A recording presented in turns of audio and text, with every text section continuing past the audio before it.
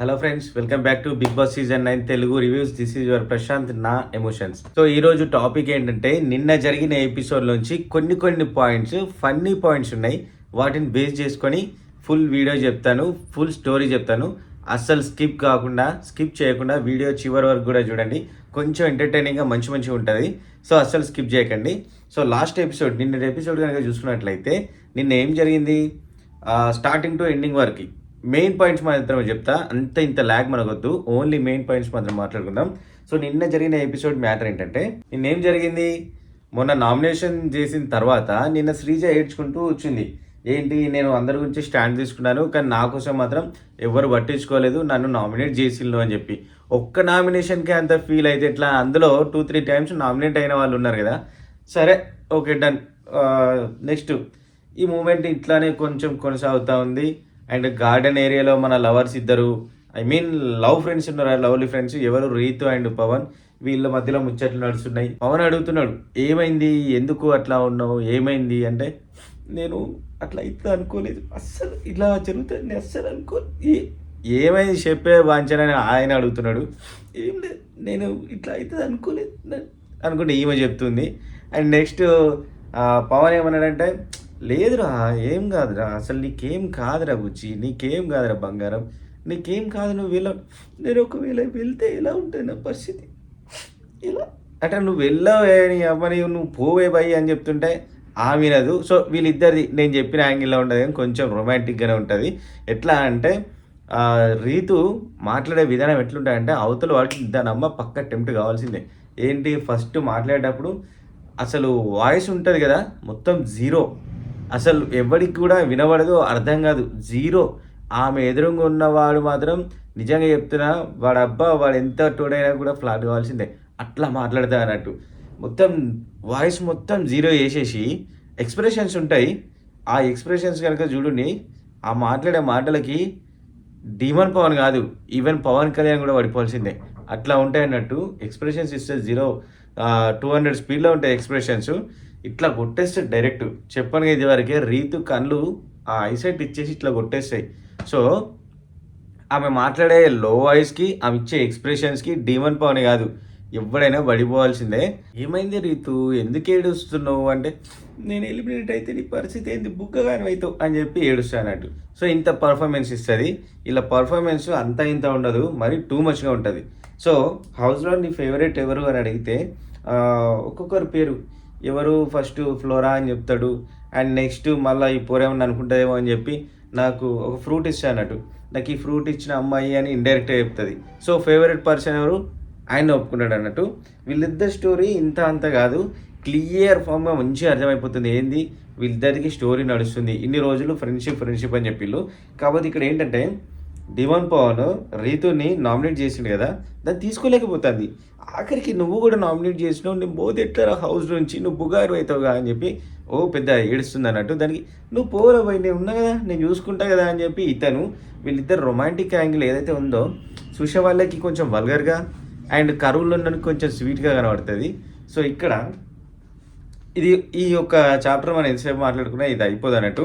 And ఇంకో topic ఏంటంటే, and big boss వచ్చేసి రీతుకి చికెన్ అంటే ఇష్టం అని చెప్పి తనకు ఒక టాస్క్ ఇస్తాడు. ఆ చికెన్ కనుక నువ్వు టేస్ట్ చేయాలంటే వాళ్ళ సీక్రెట్స్ చెప్పమని. ఈమె చికెన్ కోసం సీక్రెట్స్ చెప్పడానికన్నా రెడీ ఉంది. అంటే తన స్టాండింగ్ ఎలా ఉందో, తన క్యారెక్టర్ ఎలా ఉందో మీరు చూడండి. ఏంది, ఫస్ట్ ఎవరి గురించి చెప్తా అంటే తనుజ గురించి చెప్తుంది. తనుజకి నేను ఒక్కదాన్నే ఇరికిపోతే ఎట్లా, తను కూడా ఇరకాలి అని చెప్పేసి తనుజ గురించి చెప్తాడు. తనుజకి కళ్యాణ్ అంటే క్రష్ ఉంది. కళ్యాణ్ సరౌండింగ్లో ఉన్నట్లయితే తను హ్యాపీగా ఉంటుంది. సో కళ్యాణ్కి తనకి ఏమైనా మేబీ ఉండొచ్చు. బయట మాత్రం ఇంకొక లవర్ని ఇష్టపడ్డది, లోపల కళ్యాణ్ ఇష్టపడ్డది అని చెప్పి తనుజ క్యారెక్టర్ ఖరాబ్ చేసేసింది. కానీ వరస్ట్ ఇక్కడ.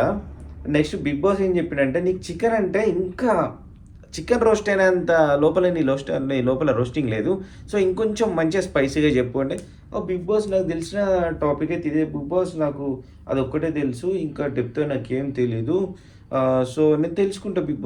బిగ్ బాస్ ఏం చెప్తాడు, నేను ఈవినింగ్ వరకు టైం ఇస్తాను నీకు, ఈవినింగ్ లోపు నువ్వు మొత్తం అందరి ఇన్ఫర్మేషన్ తెలుసుకొని చెప్పాలి.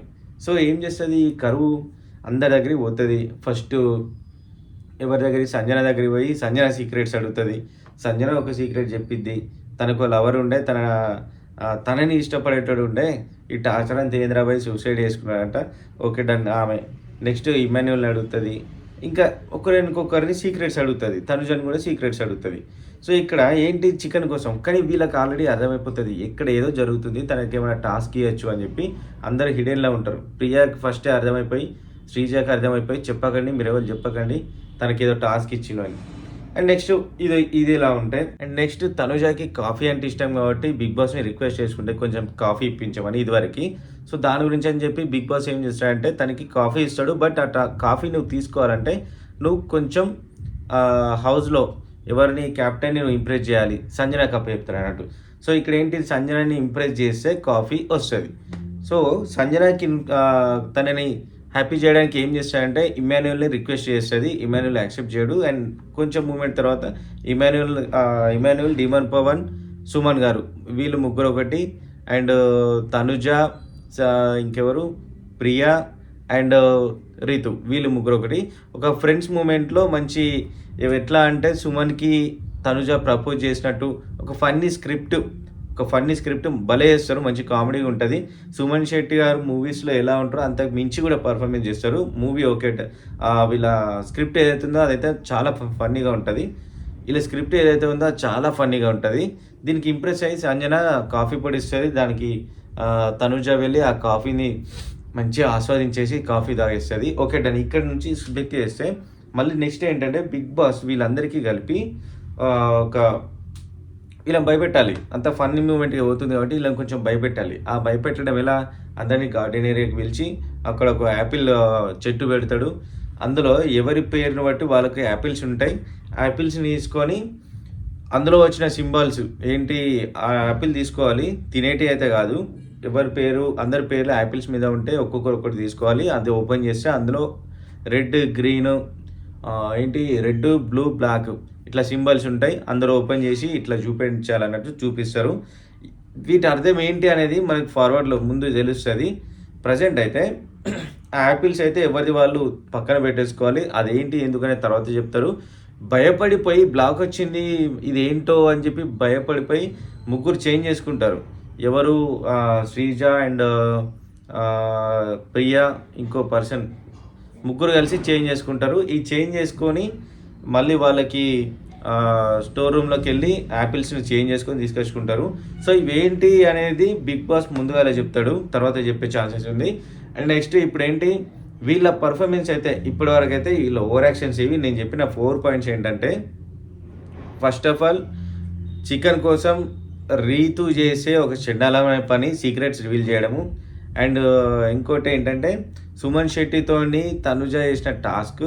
అండ్ రీతు తనుజని కూడా ఇరికించాలి అని చెప్పి పవన్కి తనుజకి ఒక ఎఫ్ఐఆర్ పెట్టేసింది. అండ్ నెక్స్ట్ థింగ్ ఈ యాపిల్ స్టోరీ. సో వీళ్ళ మూమెంట్స్ అయితే నేను చెప్పాలనుకున్న ఈ 4 పాయింట్స్ అయితే ఇవి మీకు అర్థమైంది అనుకుంటున్నాను.